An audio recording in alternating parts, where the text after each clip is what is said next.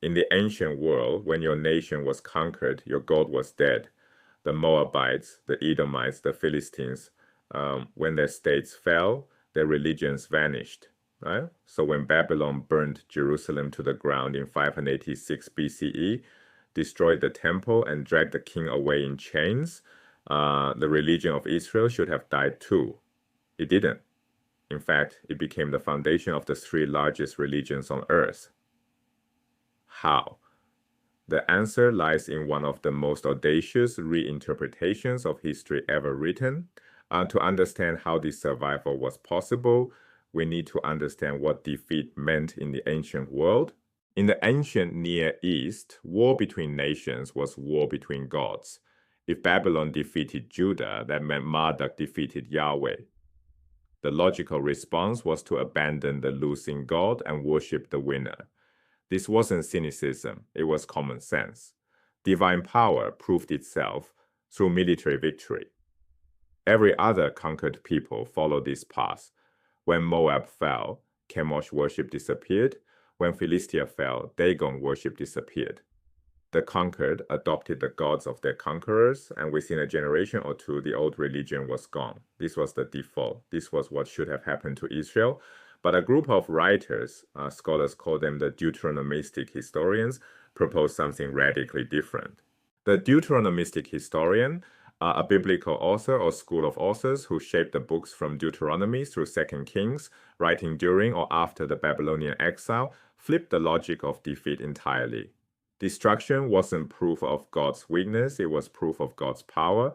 God himself raised up Babylon as an instrument of punishment against his own people for violating the covenant. The specific violation, idolatry. Kings were judged on one criterion above all others. Did they permit sacrifice only at the Jerusalem temple, or did they allow worship at other cultic centers? Cultic centers meaning places of organized worship, not the modern pejorative sense of the word cult. This single standard drove the entire historical narrative. But the Deuteronomists faced a serious problem, and to their credit, they didn't ignore it. The historical record didn't cooperate with a simple sin and punishment framework. The wicked king Manasseh reigned 55 years in apparent prosperity, the longest reign in Judah's history. The righteous king Josiah died young in battle. Disaster sometimes struck right after a period of reform. If God punishes the wicked and rewards the righteous, the data didn't fit. The Deuteronomists needed a mechanism to explain these gaps. They found one: delayed punishment. Sin in one generation could be punished in the next, or even centuries later, but there was a problem. The historical record didn't cooperate, and the Deuteronomists knew it. Before we trace how delayed punishment worked across 3 centuries of Israelite history, we need a geographic anchor. Ancient Israel split into 2 kingdoms after Solomon's death. The northern kingdom, called Israel, had its capital at Samaria. The southern kingdom, called Judah, had its capital at Jerusalem. Each would fall to a different empire. Assyria destroyed the north in 722 BCE, and the Babylon destroyed the south in 586 BCE. The simplest case of delayed punishment, Solomon.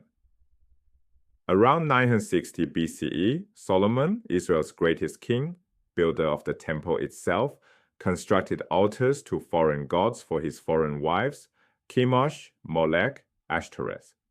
The Deuteronomist records God's judgment: the kingdom will be torn in 2. But not during Solomon's lifetime. The punishment is deferred 1 generation as a concession to Solomon's father David. After Solomon's death, his son Rehoboam faces a revolt. 10 northern tribes break away under Jeroboam, and the united monarchy is finished forever. 1 king's sin, 1 generation of delay, and the kingdom splits. This is the Deuteronomist's cleanest case, cause and effect, separated by a single reign. The most dramatic case, Jeroboam I. When the northern kingdom breaks away around 922 BCE, Jeroboam faces a political problem. If his people keep traveling south to worship at the Jerusalem temple, their loyalty will drift back to the southern king. So he builds 2 golden calves, one at Dan in the far north, one at Bethel in the south, and declares, "These are your gods, Israel." The Deuteronomist treats this as the original sin of the northern kingdom.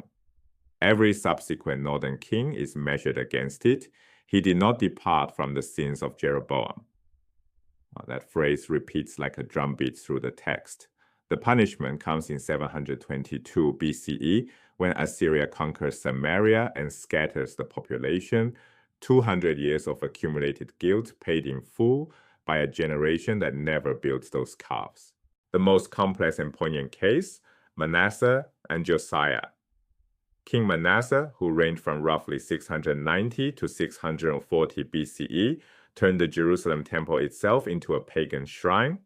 He installed altars to Baal, set up an image of the goddess Asherah in the temple, practiced divination, and, according to the text, shed so much innocent blood that he filled Jerusalem from end to end. The Deuteronomist calls him the worst king in Judah's history, yet he reigned 55 prosperous years. Then comes his grandson Josiah, the Deuteronomist's hero.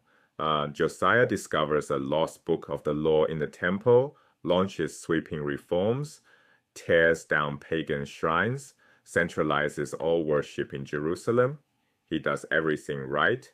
But when he consults the prophetess Huldah, she delivers devastating news. God's wrath against Judah for Manasseh's sins is already sealed. The destruction is coming. The only mercy is timing. It won't happen during Josiah's lifetime. 1 generation later, Babylon arrives. The temple burns. King Zedekiah watches his sons executed. Then his eyes are put out, and he's led away in chains. Josiah's reforms couldn't undo the damage. The debt was too deep. This is the framework handling its hardest problem, a righteous king who still couldn't save his people. 2 Kings chapter 17 is where the Deuteronomist lays out the full case. After narrating the fall of Samaria in 722 BCE, the text pauses the story for a long theological editorial, a prosecutor's closing argument. The charges cascade. Israel worshipped other gods, built shrines throughout their settlements, set up pillars and sacred posts, offered sacrifices at unauthorized sites, worshipped fetishes, made molten idols, 2 calves, a direct callback to Jeroboam, bowed to the host of heaven, worshipped Baal, practiced augury and divination, and at every stage God sent prophets and seers to warn them. The people stiffened their necks and refused to listen. And then the Deuteronomist adds one devastating line at the end of this passage. Judah also failed to keep the commandments. The northern kingdom has just fallen. The southern kingdom is still standing, but the reader already knows what's coming. The same logic, the same pattern, the same outcome, just delayed. The foreshadowing is unmistakable. So what did all of this add up to? Nothing less than the survival of a civilization. Without this interpretation, the exile should have ended Israelite religion. Many Israelites probably did abandon Yahweh for Marduk. That was the normal expected response. But those who accepted the Deuteronomistic framework had a coherent explanation. We are not defeated, we are being disciplined. Our God is not weak. He is so powerful that he controls even the empires that conquered us. This preserved the community, the faith, and the scriptures through exile, and made possible everything that came after: Second Temple Judaism, Christianity, Islam. Appreciate the sophistication here. This wasn't naive theology. The Deuteronomists wrestled honestly with contradictory evidence, developed a mechanism, delayed punishment to account for anomalies, and produced a coherent narrative that explains centuries of data. It's one of the earliest sustained works of historical interpretation in human civilization. Other ancient peoples wrote chronicles, lists of kings and battles. The Deuteronomists wrote historiosophy, a philosophy of history, an interpretive framework that gave meaning to events, and it worked. not because it was unfalsifiable, but because it transformed destruction from an ending into a chapter in a larger story, one that's still being told.